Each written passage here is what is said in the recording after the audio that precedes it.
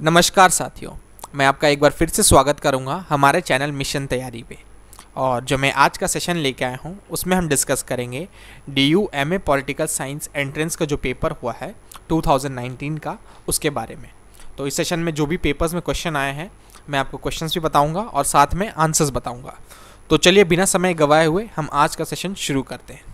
आज के सेशन में सबसे पहला सवाल, which of the following statement is correct with regard to Raja Ram Mohan Roy. तो राजा राम मोहन रॉय के बारे में कुछ स्टेटमेंट्स दिए हैं, आपको बताना है कि कौन सा करेक्ट है।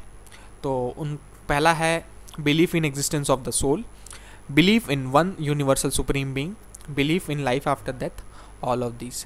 तो जिसका सही जवाब है वो है option number 2, that is belief in one universal supreme being. Question number 2, which of the following books described state power in India as occupying a continent with centralization and concentration at one end and decentralization and pluralism on the other।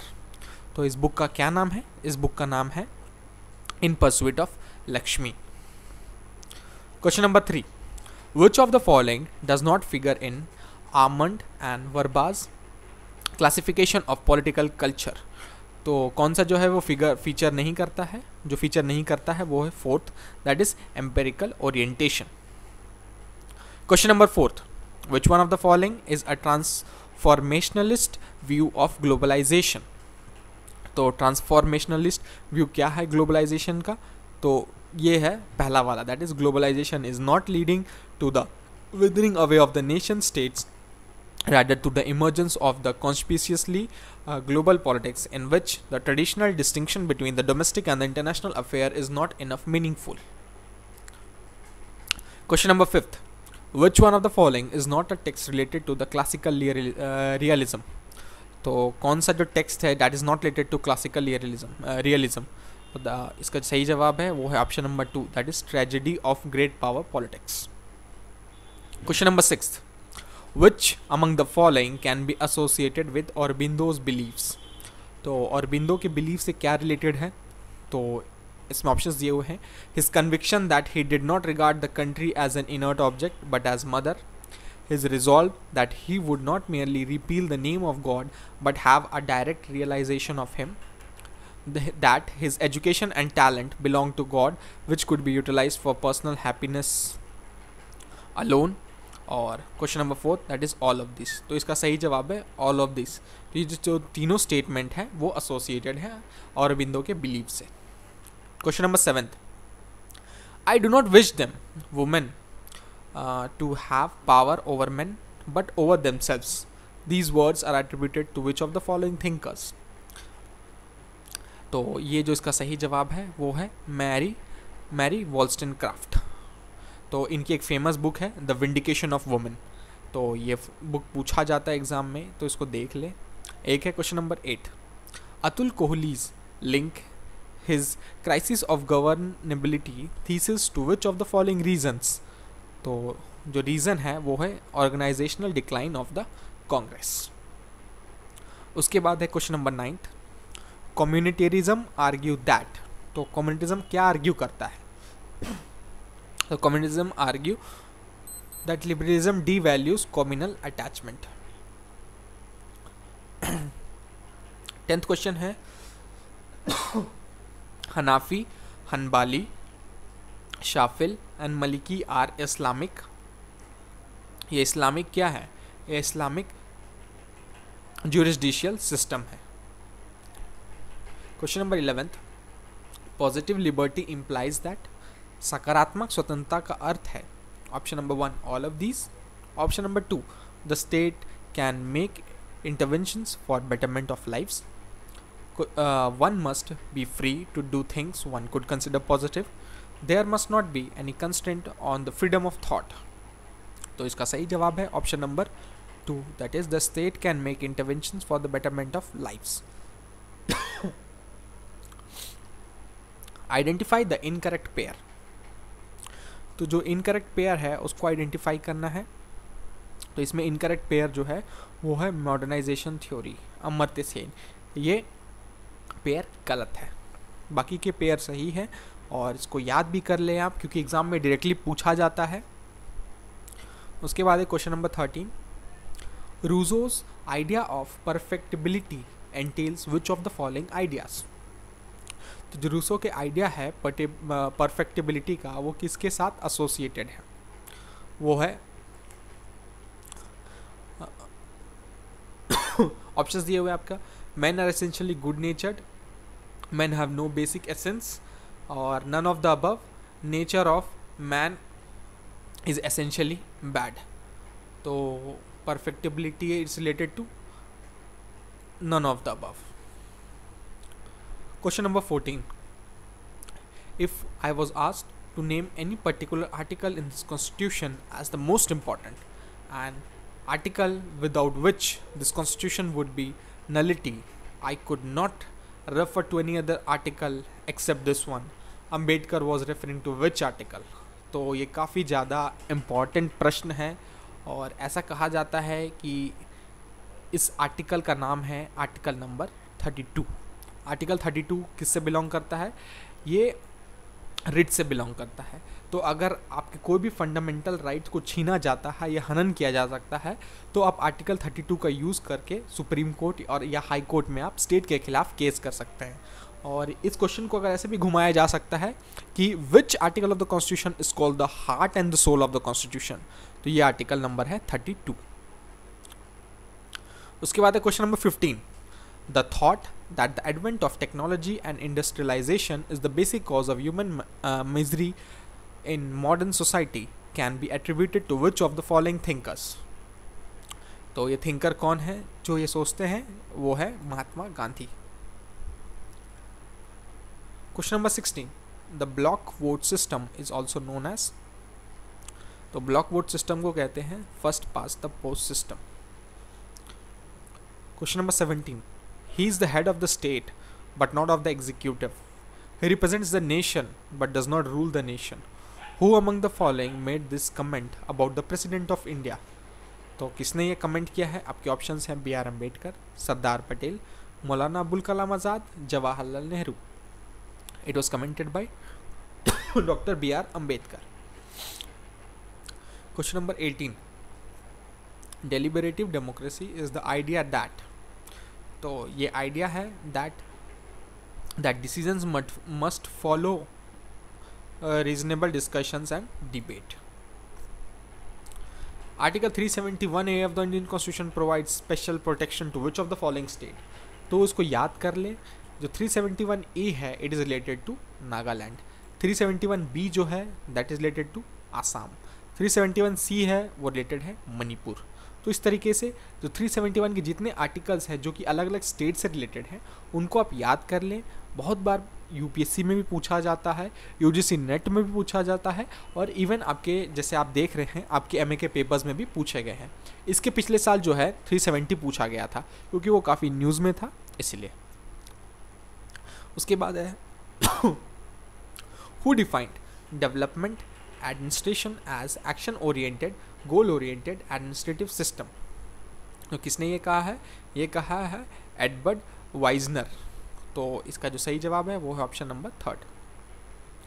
Question number 21, who among the following term the 4 different base of an organization as 4 Ps?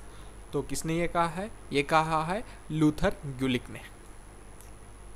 Question number 22, who among the following describes India as a polycentric hierarchy? तो कौन India को एक polycentric hierarchy की तरह term describe करता है? That is Ashima Sinha. Question number 23, who among the following is considered to have inaugurated the liberal reformist modernisation of India? तो liberal reformist modernisation of India के जो फादर है वो किसको कहा जाता है? वो कहा जाता है राजा राम मोहन रॉय को।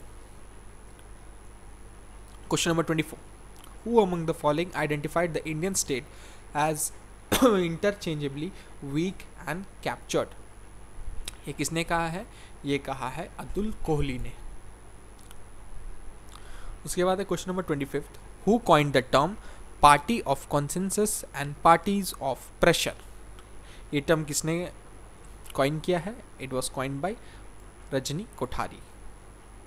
Question number 26, in which one of the following year was the Central Vigilance Commission established by the government of India? तो आपके ऑप्शन है 61, 64, 67, 19, 91। तो जो इसका सही जवाब है वो है option number 2, that is 1964। Question number 27, the institution of ombudsman was first established in 1809 by which one of the following countries. आपके ऑप्शन हैं स्विट्जरलैंड, स्वीडन, यूके, डेनमार्क। तो जो इंस्टीट्यूशन ऑफ ओम्बड्समैन है ये was first established by Sweden. उसके बाद question number 28, who coined the phrase iron law of oligarchy. तो आपके ऑप्शंस हैं Sidney Verba, Harold Lasswell, Wilfred Pareto या रॉबर्ट माइकल्स। तो इसका जो सही जवाब है वो है Robert Michel. Question 29, what is the correct sequence of Morton's Kaplan's model of system analysis. तो आपके ऑप्शन है balance of power, loose bipolarity, tight bipolarity, universal international system. तो 29 का जो सही जवाब है करेक्ट ऑप्शन है वो है 2, 1, 2, 3 एंड 4। तो this all are related, correct sequence में है ये। फिर है question number 30, Frederick W Taylor concept of mental revolution stands for. तो ये किससे स्टैंड करता है? It stands for harmony and cooperation. Question number 31, the philosophy of dependent origination can be attributed to which of the following tradition? It can be attributed to Buddhism. Question number 32, identify the correct matched answer. Geneva Protocol reduces strategic arms. Nuclear Non-Proliferation Treaty limits spread of nuclear weapons. INF Treaty ban use of chemical weapons. START 1 Treaty ban 2 chemical categories of land based missile. तो आपको बताना है कि identify the correctly matched answer. तो जो correctly matched है वो है ए का है थर्ड, बी का है सेकंड, सी का है फोर्थ और डी का है 1। आप इसको पॉज करके देख सकते हैं। फिर है M Punchhi commission was constituted to review which of the following. तो याद रखें एम पुंची कमीशन जब भी आता है तो इसका जो रिलेशन है that is related to centre state relation.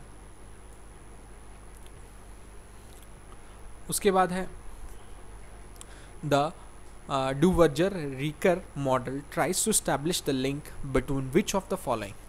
तो ये कौन से लिंक को स्टैब्लिश करने की कोशिश करता है? It tries to establish the link between the party system and the electoral system. Question number 35, life is not determined by the consciousness but consciousness by life.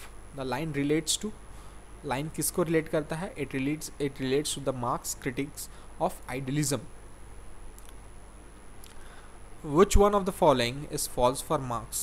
Marx के लिए कौन सी बात, कथित बात जो है वो गलत है? आपके ऑप्शंस दिए हुए हैं, capitalism does not lead to community fetishism. फिर है capitalist also suffer from alienation, capitalism produces alienation और कॉन्शियसनेस इज एम्बॉडीड। तो जो इसका सही जवाब है वो है option number 1, that is capitalism does not lead to commodity fetishism. 37, each of them by himself may not be of good quality but when they all come together is possible that they may surpass collectively as a body although not individually. ये line किसने कहा है? तो आपके options दिए हुए all of these. Hobbes is propounding his idea of commonwealth, Rousseau is initiating how to corporate body poses general will, Aristotle is advocating for the polity as a rule of the many. तो इसका जो सही जवाब है वो है option number 4। फिर है मैच द फॉलोइंग।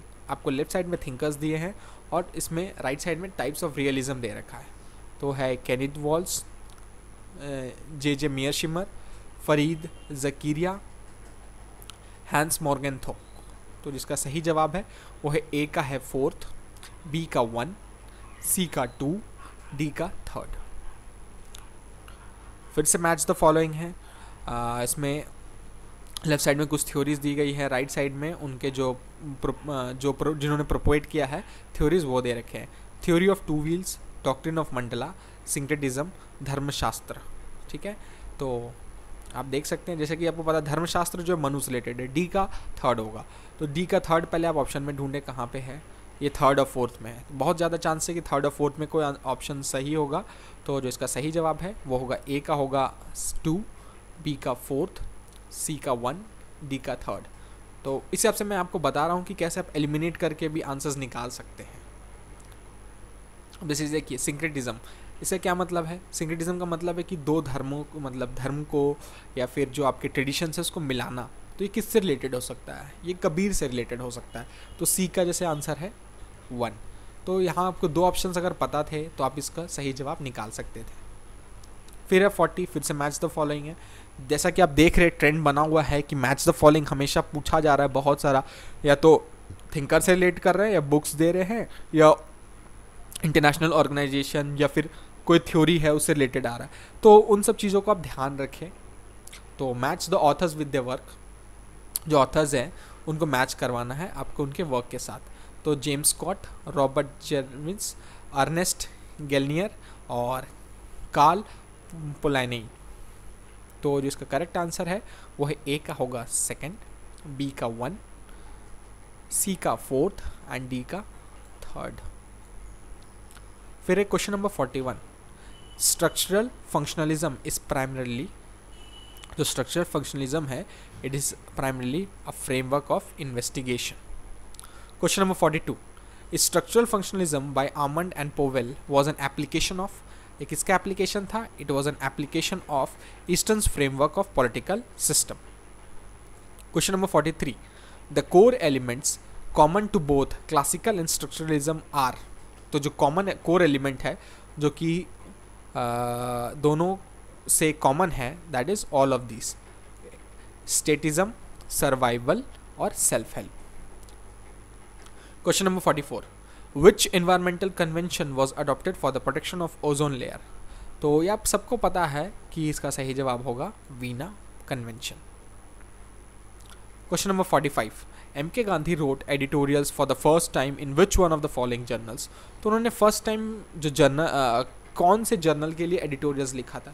इसमें ऑप्शन है आपके Sambad Kaumudi, Indian opinion, young India, Calcutta journal.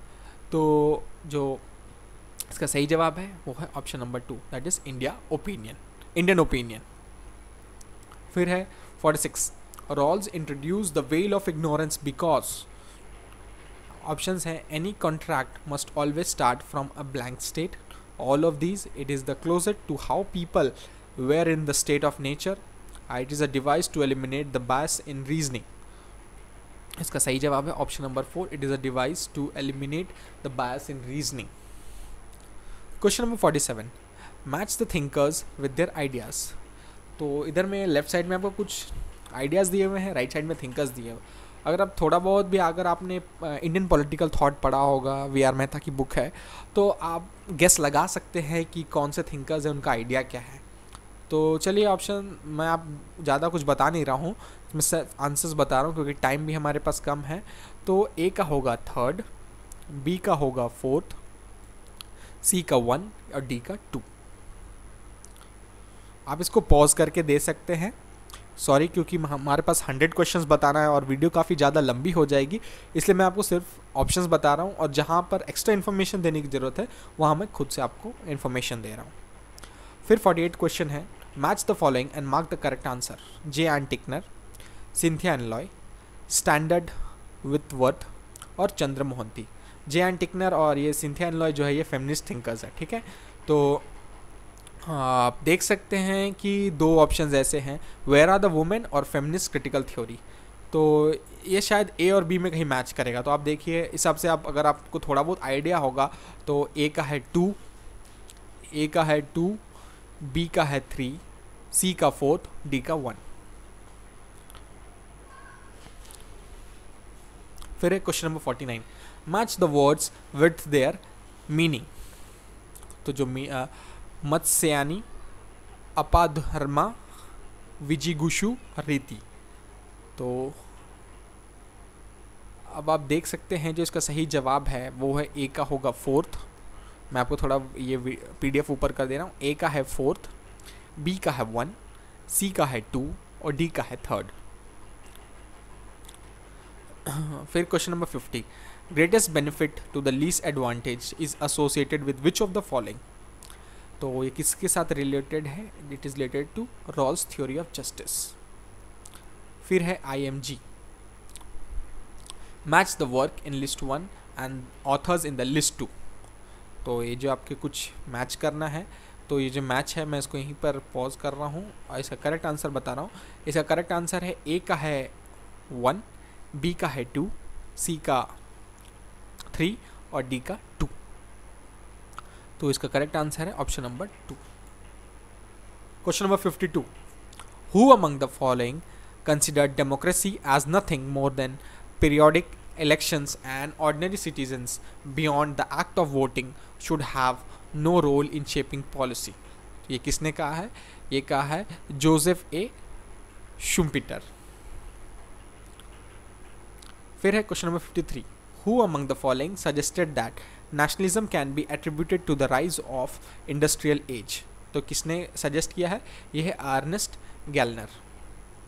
Question number 54, who among the following said caste system is not merely division of labor, it is also division of laborers। ये काफ़ी ज़्यादा एक important statement है और इसको याद रखें। It is said by doctor BR Ambedkar. उसके बाद question number 55, who among the following used models and assumptions drawn from economics to analyze political behavior।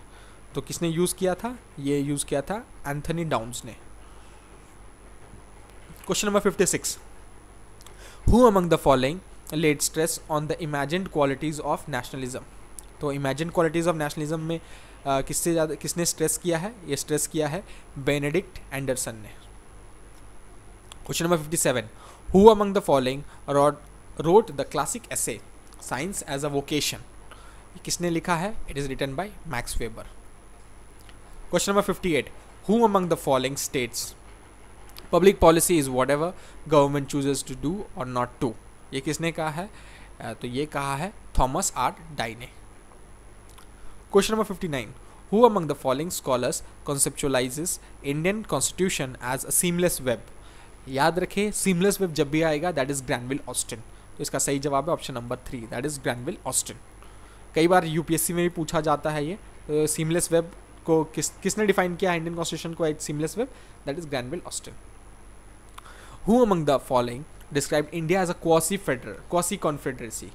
तो देखिए अब quasi federal, तो ये इसका आंसर होगा quasi confederacy किसने कहा है? KC वेरन है। तो ये भी याद रखें, ये भी कई बार UPSC में पूछा जा चुका है, UGC नेट में भी पूछा गया है। ये डायरेक्ट क्वेश्चन है जो मुंह जवान पे आपको याद होने चाहिए। क्वासी फेडरल पूछा, किसने भारत को एक क्वासी फेडरल कहा है? KC Wheare. Seamless web Granville Austin. Granville Austin की एक बुक भी है, a cornerstone of Indian constitution, cornerstone to Indian constitution. फिर एक question number 61, who among the following question the claim that public administration is a science. तो किसने ये claim किया है? It is claimed by Robert Dahl. Question number 62, who among the following introduce the concept of zone of indifference in an organization. तो ये किसने consider किया है? It is considered by Chester I Barnard. Question number 63, who among the following is not a liberal thinker. तो इनमें से आपको बताना कौन लिबरल थिंकर नहीं है। तो दैट इज स्टीफन वॉल्ट। जो 2 है ये सही जवाब। फिर है वॉशिंगटन कंसेंसस रेफर्ड टू। ये देखिए 2018 में भी पूछा गया है और इस बार भी पूछा जा रहा है। तो ये है क्वेश्चन, ऑप्शन है option number the 10-point new liberal guideline to liberal economics reform for development around the world। तो इसका सही जवाब होगा option number 1। 65, the emergence of public administration as a discipline associated with which of the following। तो it is associated with Minnowbrook conference. आप ये पढ़ेंगे public administration में भी कि कैसे public administration as a discipline evolve हुआ। तो इस कॉन्फ्रेंस के बारे में आप जरूर पढ़ते हैं। फिर है option question number 66, which one of the following is not true of Rousseau. तो रूसो के बारे में कौन सा सही नहीं है? तो कौन सा सही नहीं है? वो है sovereignty originates in people and gets transferred to the ruler. उसके बाद है question number 67, which of the following is not true of Marx's view of the state. तो Marx's view of the state पे क्या सही नहीं है? तो ये है the state is necessary for resolving class conflict. तो इसका सही जवाब है ऑप्शन नंबर 3। फिर है question number 68, which of the following is not the basic principle of Hans J Morgenthau realism. तो इसका सही जवाब है option number 1, that is politics is governed by universal moral values.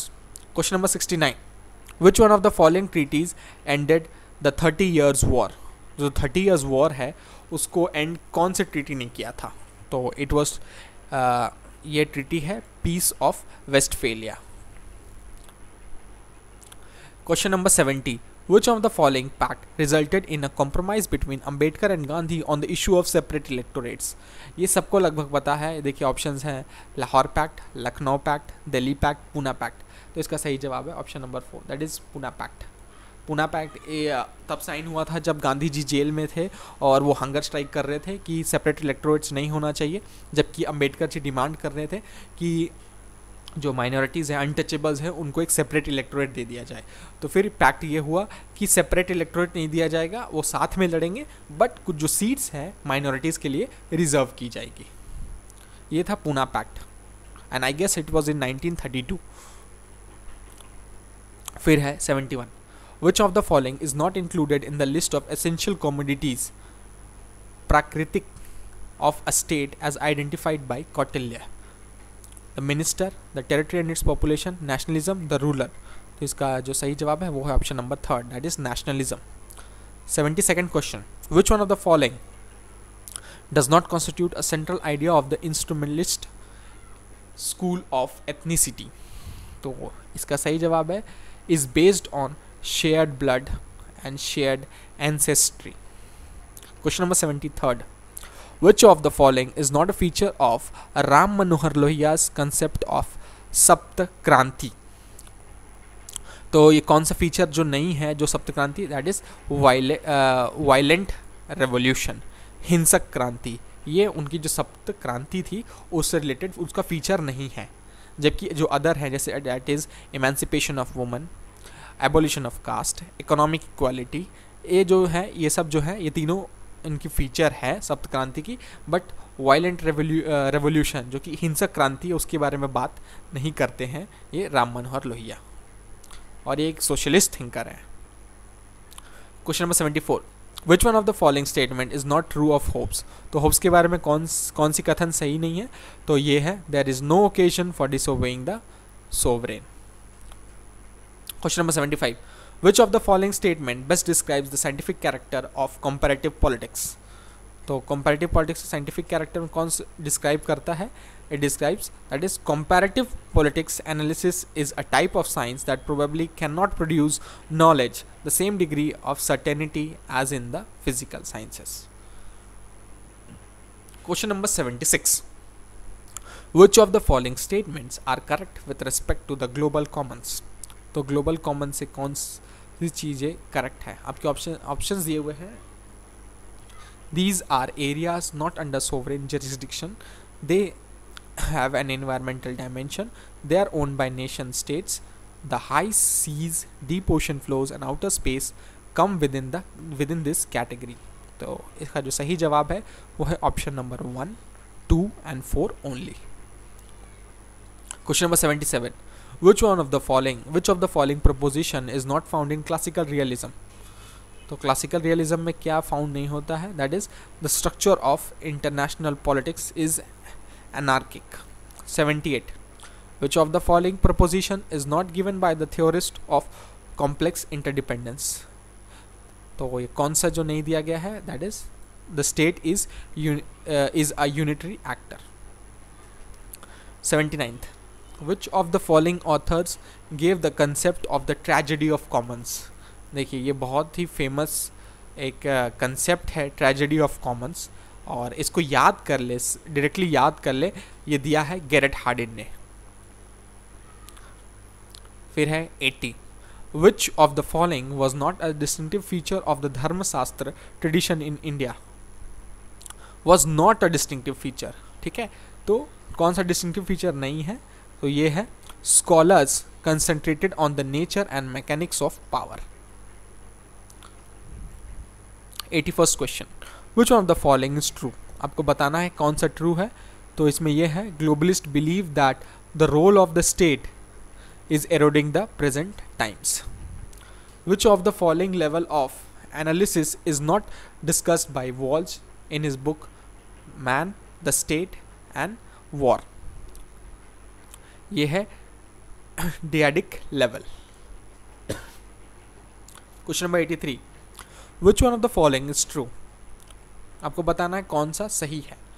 तो जो इसमें सही है वो है option number 3, that is Tagore disagreed with Gandhi's program of non-cooperation. Question number 84. Which one of the following is true about the First World War? It was the first modern industrialized total war. It was fought between 1939-1949. देखिए first world war की बात हो रही है, आपको याद होगा अगर कि फर्स्ट वर्ल्ड वॉर जो है 1914 से लेकर 1919 के बीच में था। तो ये सेकेंड स्टेटमेंट तो पहले से गलत हो गया। It began between European state and fought on European battlefield. It is also known as the Great War. तो अब आप ऑप्शंस देखते हैं, देखिए दो तो गलत है, तो टू कौन से इसमें है, टू आपके 1 में है ऑप्शंस में सेकेंड ऑप्शन में भी 2 है, फोर्थ ऑप्शन में भी 2 है, तो ये एलिमिनेट हो गया। तो इसका सही जवाब है option number 3, that is 1, 3 and 4 only.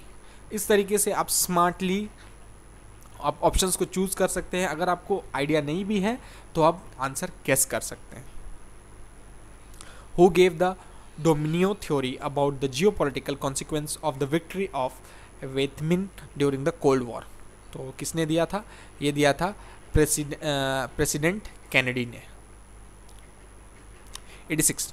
Who first describe Congress hegemony in India in terms of one party dominance? किसने डिस्क्राइब किया है? ये डिस्क्राइब किया था रजनी कोठारी ने। तो पार्टी सिस्टम का भी जो कंसेप्ट दिया है वो इन्होंने ही दिया, रजनी कोठारी ने ही दिया है। और question number 87. According to Foucault, power knowledge relationship is interdependent, none of these, mutually constitutive या फिर कॉन्ट्राडिक्टरी? तो इसका सही जवाब है option number 3, that is mutually constitutive. Question number 88. According to the Hind Swaraj, the major obstacle to India's self-government is? आपके option है British government, extremist politics, Indian elites और सेक्टेरियन नेशनलिज्म। तो जो इसका सही जवाब है वो है option number 4, that is sectarian nationalism. According to Kautilya, danda is the symbol of? डंडा जो है वो किसका सिंबल है? Discipline, war, punishment, sovereign? तो आप जैसे कि अगर आप थोड़ा दिमाग लगाते हैं, डंडा कौन लेता है हाथ में? टीचर क्या देता है? पनिशमेंट। और पनिशमेंट क्यों देता है? डिसिप्लिन लाने के लिए। तो इसका सही जवाब होगा ऑप्शन नंबर 1, डिसिप्लिन। तो जो दंड है वो उसका सिंबल है किसका? डिसिप्लिन का। फिर है question number 90. According to Pradeep Chhibber, weak associational life in India results in आपके it results in an activist state. Question number 91. According to L. Rudolph and S. Rudolph, caste in India fosters democracy for all of the following reasons except one. Identify the exception. तो exception क्या है? Exception है third वाला, that is makes caste a sacred rather than a secular entity. Question number 92. According to Aristotle, the state is the highest association because it aims at moral fulfillment of citizens. Question number 93. The term command polity और demand polity, याद रखें ये कई बार UPSC में भी पूछा गया है सवाल। द टर्म जो है कमांड पॉलिटी और demand polity, it is related to Rudolph and Rudolph. और कौन से रुडोल्फ है? L Rudolph and S Rudolph, जो जिसके बारे में ऊपर में डिस्कस किया गया अभी। तो इसका सही जवाब है ऑप्शन नंबर 3। उसके बाद है the Saptanga theory of the state described which of the following text? Saptanga theory पहले बात दिया किसने था? ये कौटिल्य ने दिया है। और किस में डिस्क्राइब्ड है? ये डिस्क्राइब्ड है द अर्थशास्त्र में। Question number 95. The 9th schedule to the constitution was added by which one of the following amendment? ये सवाल 2017 में भी पूछा गया है और इसका सही जवाब है 9th शेड्यूल जो है फर्स्ट अमेंडमेंट के द्वारा ऐड किया गया है। इसको क्वेश्चन को याद कर ले, बहुत बार पूछा जाता है एग्जाम्स में। 96th, the theory of just war can be attributed to which of the following. तो ये किसने दिया है? ये सैम्यूल पुफेंडॉर्फ ने दिया है। Question number 97, J Mill's harm principle states that. तो क्या स्टेट करता है? It states that prevention of harm to others is the only ground for restricting liberty. तो इसका सही जवाब है ऑप्शन नंबर 2। फिर है question number 98, the notion of administrative man was coined by. तो ये किसने कॉइन किया है? It was coined by Herbert Simon. Question number 99, who is the author of the book silent spring. तो साइलेंट स्प्रिंग को किसने लिखा है? It was written by Rachel Carson. फिर है question number 100, that is Makkhali Gosala belong to which of the following tradition of Indian thought. तो ये जो इंडियन थॉट है किस पे जो मकशली गौशाला है किससे बिलोंग करता है? It belongs to Jainism. तो दोस्तों इसी के साथ हमारा सेशन समाप्त होता है और मैं आशा करता हूँ आपको ये वीडियो पसंद आया हो। अगर आपको ये वीडियो पसंद आया है तो इस वीडियो को लाइक ज़रूर करें, शेयर करें और सब्सक्राइब करें हमारे चैनल को। और आपका ये सब्सक्राइब करना है हमें काफ़ी ज़्यादा मोटिवेट करता है और वीडियोस बनाने के लिए। धन्यवाद दोस्तों, आपका दिन शुभ हो।